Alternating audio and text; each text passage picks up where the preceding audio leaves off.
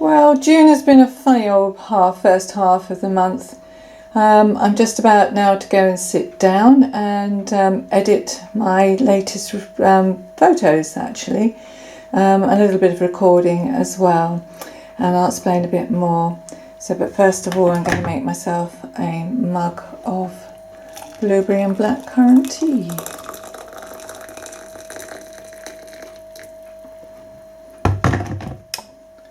Let's put that on the tray with the banana and my spoon, and now I'm off to go to do some editing. Well, I'm nicely settled now with my laptop and my 11s. The first half of June has just been a disaster. It was wind and rain and cold, and we normally in the afternoon we would like to take walks along the footpaths and across the fields, but because of the mud we've restricted our walks mainly to the pavements. And you think maybe that might be boring, but not here in Overstrand, because there are lots of wildflowers to observe, and as I've been walking around on one particular walk, I've been taking some shots which I've compiled here to show you with a little bit of information about them. And so there's nothing more to say now, but I'll get on and do some editing. There are a few flowers which I've struggled to identify. I've indicated these, and if you know what they are, please let me know in the comments. So we start off with Herb Robert, one of the many plants in the geranium family. Its tiny pink flowers, which are far from dense, are held up above the foliage, and they can be seen between May and September. Well, this is green alkanet. Now, I showed you this plant in my vlog titled Frets, Footpaths, Yarn Bobbing and Black Shuck. It's a long-living perennial and has a deep taproot. It is now getting towards the end of its flowering season. Such a stunning blue flower. I do wonder why it's not called blue alkanet. A common roadside plant is the mallow, and it can grow as tall as 1.5 metres. There is evidence that the mallow plant was introduced by the Romans for food and medicine. Comfrey has both blue and white flowers, and it's often used by gardeners to make a liquid fertiliser which contains nitrogen, phosphorus and potassium. Only the leaves are used to make the fertiliser. These are crushed or cut and added to a bucket of water. The bucket is then covered for about 4 to 6 weeks, after which the fertiliser will be ready to use. But be warned, it is very smelly. This is Tutsan or Tutsan, however you want to pronounce it, and it belongs to the Hypericum family. I actually think this one is an escapee, as it's commonly grown in gardens, and if you've ever bought supermarket flowers, sprays are often contained in mixed bunches to provide some greenery. Well, I find it difficult, well actually impossible, to pass red valerian plants without looking to see if any hummingbird hawk moths are frequenting the blooms. I love to watch them dipping their proboscis into the tiny flowers. Absolutely fascinating to observe. Well, who doesn't love to see bright yellow buttercups? For me, they bring back childhood memories of picking a flower and holding it under a friend's chin. If the yellow colour reflected on their skin, it meant they liked butter. Of course they did. So pleased that our grandsons continue with this age-old piece of folklore. Oxeye daisies are our largest native daisy. They're quite prolific here in Overstrand. They're not only growing on the verges but on the cliffs too. I have to smile when I pass them because oxeye daisies, along with primroses, were my maternal granddad's favourite flowers. Cranesbill is another plant in the geranium family. Rather an unusual name, but after looking up on the internet, I discovered it's so named because its immature seed heads are said to look like the crane's beak when it is held up.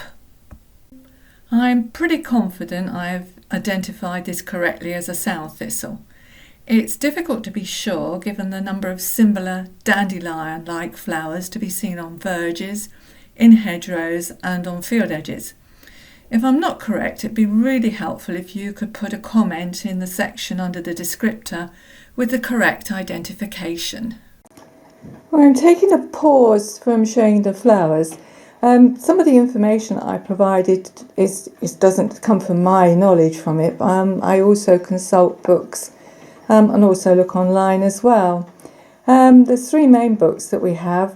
This one is the Collins British Wildlife, which is fairly general, as is the PB book of Garden Wildlife.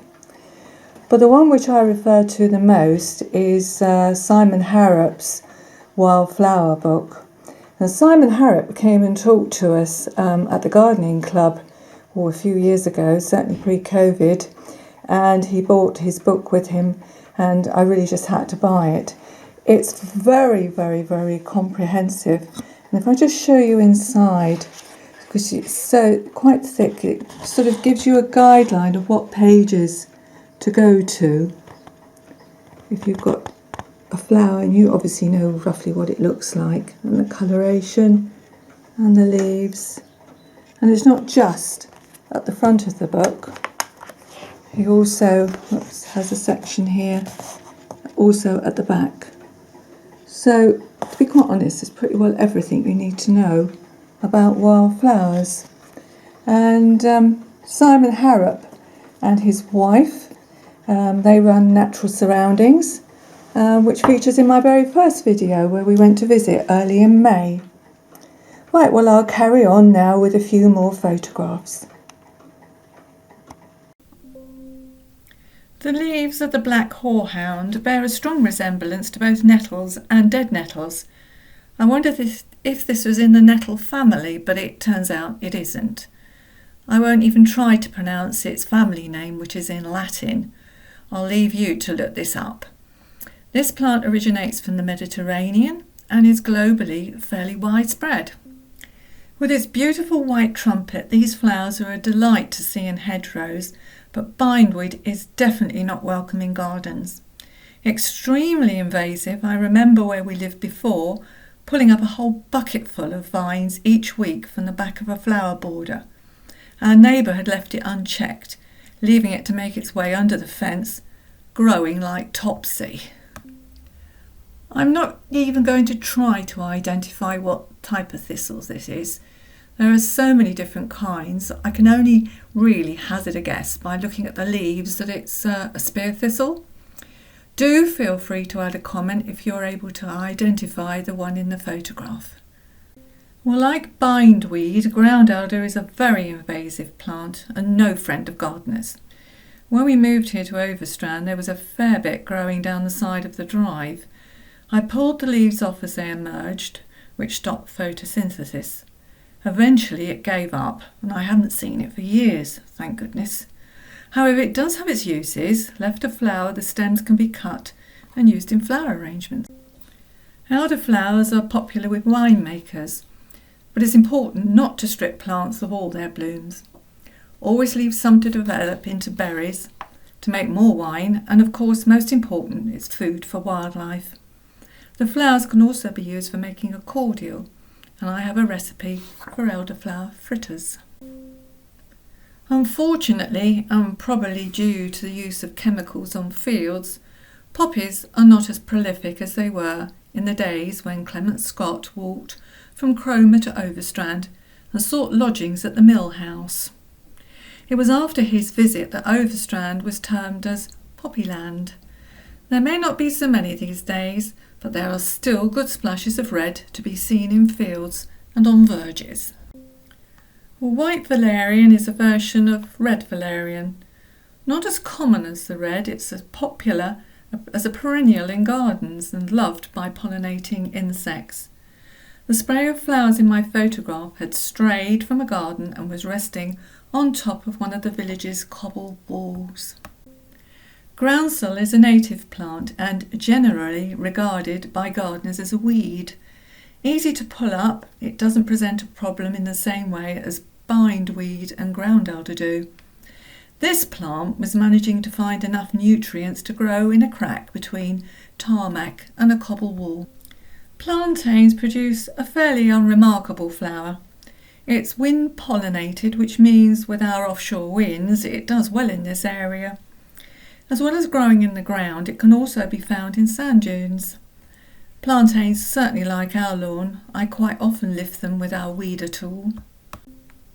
Where would we be without daisies?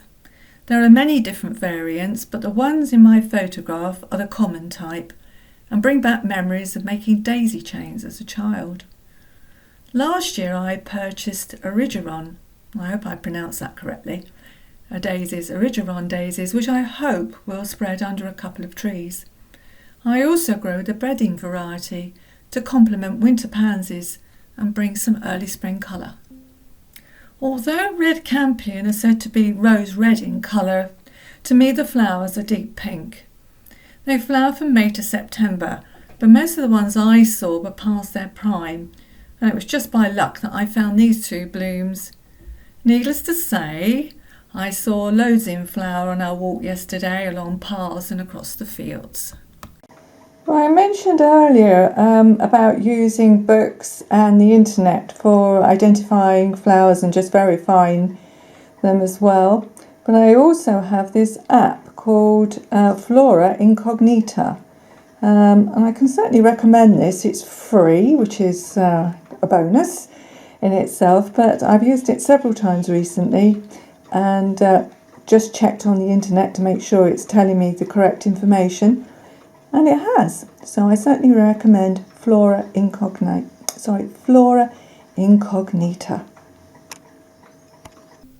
The bramble flowers are already bursting open, and we haven't had anything we could term as a summer yet. A sobering thought. Nature is already preparing for autumn, when we will be able to pick blackberries from the hedgerows. The dog rose is a familiar flower scrambling through the hedgerows, flowering in June and July.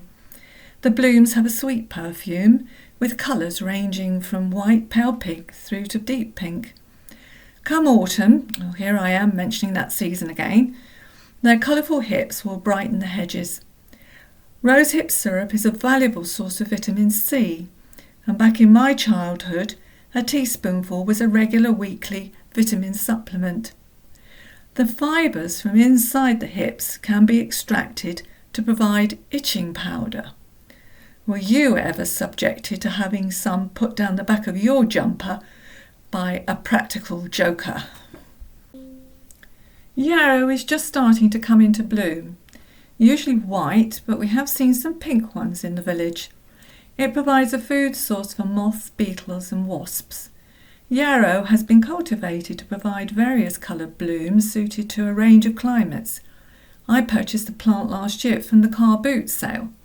It's produced plenty of foliage this year. I'm now looking forward to seeing the flower buds forming. Despite using our books, the internet and the Flora Incognita app, I've failed to identify this plant. Is it a garden escapee? The foliage is slightly like a geranium's. If it is, it's certainly growing in profusion along a verge. Any help identifying it would be greatly appreciated. Just because they sting doesn't mean that nettles are to be totally avoided. Gardeners are encouraged to have an area set aside for them as they attract butterflies and moths. The young leaves can be cooked and eaten as a vegetable, and one year Peter made a perfectly drinkable nettle wine. Dead nettles do not sting. They do, however, produce attractive flowers. Depending on the type, the flowers can be white or dark pink in colour. Like its less sociable cousin, it is also edible, with tender leaves used in salads or chopped up in sauces. I need to stress, never eat any plant unless you are 100% sure what it is and that it is safe to consume. Usually when you find nettles, nearby will be a dock plant, which will spare you a leaf to rub on the nettle's stings and relieve the sting's itching and burning sensation. I say usually because when our youngest grandson got stung on the cliff-top path, there was not a single dock to be found. Typical. Pink sorrel belongs to the oxalis family, a native of South America, but now found in many other countries. Rather than roots, it has rhizomes which spread freely to provide carpets of leaves and flowers. This specimen had been laid low by recent winds and rains, making it difficult to fully see these delicate flowers. Purple toad flax are very different to the smaller yellow variant, and they stand up to 90 centimetres tall. It loves a coastal location, but this brings with it problems when the wind blows. The other week we had a virtual hurricane hit the village, which snapped stems of this plant at the base. I don't pick wildflowers, but after seeing several stems lying broken and prostrate on the ground, I picked them up, and they're now in a vase in our conservatory. Far better than leaving them to wilt and die. My final photo is of feverfew, a type of chrysanthemum. It's used in herbal medicines for treating headaches and migraines, although studies suggest there is little evidence it works. A pretty bushy plant with its delicate daisy-type flowers. There can't be many gardens where it wouldn't be welcome. Well, that is now 31 different types of wildflowers I've shown you on one of our pavement walks around the village. It's surprising really just how many different types there are, and I've probably missed a few too. And of course there will be more to come in the months to follow during summer and into autumn. Well, that's it for this video. I finished editing and I just need to add this short piece on the end. I hope you've enjoyed seeing some of the wildflowers that you can see in Overstrand, on the edges of the footpaths and on the grass verges in the month of June. We're delighted now. I think everybody is delighted and totally relieved that we think we now have summer. Temperatures have gone up and the sun has come out. And yesterday afternoon we were able to take a walk along the footpaths and across the fields and see a whole lot of different wildflowers. Well, I hope you've enjoyed this, and I just nothing left to say now, but take care and see you next time.